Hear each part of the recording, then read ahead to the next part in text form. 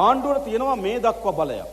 මොකද්ද? ඒ වංචා දූෂණ පිළිබඳ පරීක්ෂණය කරන්න ආණ්ඩුවේ අපරාධ පරීක්ෂණ දෙපාර්තමේන්තුව අල්ලස්සෝ දූෂණ කොමිස් සභාවයි. අපි පරීක්ෂණ කරන එක ආණ්ඩුවට කරන්න. ඊළඟ ඒ පරීක්ෂණ මත එළිදරව් වෙන කරුණු අනුව නීතිපති දෙපාර්තමේන්තුව නඩුගොනු කරන්න පුළුවන්. මහා අධිකරණයේ ඒක නේද නීතිපති දෙපාර්තමේන්තුව හරහා නඩුගොනු කිරීම ආණ්ඩුවකට පැවරන කාර්යභාරය. නඩුව ගොනු කරාට පස්සේ අපගේ කාර්යභාරය අවසන්. ඊට පස්සේ තියෙන අධිකරණයේ කාර්යභාරය ඒ නඩුව නිසි පරිදි විභාගයට ලක් කරලා අදාළ වෙන දූෂිතයන්ට දාන්න. දැන් අපි මොකද කරමින් තිබෙන්නේ? අපි අපේ කාර්යභාරය කරමින් ඉන්නේ. පරීක්ෂණ විශාල ප්‍රමාණයක් දියත් වෙලා තිබෙනවා. වංචා දූෂණ පිළිබඳ පමණක් නෙවෙයි අපරාධ පිළිබඳ පවා පාස්කු ප්‍රහාරය පිළිබඳ පවා පරීක්ෂණ ඉතා විධිමත්ව දියත් වෙමින් තිබෙනවා. මේ අප්‍රේල් මාසයේ 21 වෙනිදාට නැවත පාස්කු ප්‍රහාරයේ දිනය සිහිපත් වෙනවා. අපි බොහෝ දුරට අපේ අපරාධ පරීක්ෂණ දෙපාර්තමේන්තුව සාදරමින් තිබෙනවා. අප්‍රේල් මාසයේ 21 වෙනිදාට පෙර ඒට වගකීතු සැලකියුතු කණ්ඩායමක් නිදරව්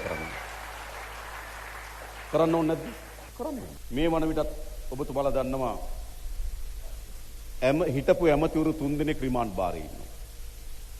හිටපු එක ඇමතිවරයෙක් හැංගිලා ඉන්නවා. ඔහේ හිටපු ආවයි. හැංගිලා ඉන්නකෝ. කලබල වෙන්න එපා ඒවට.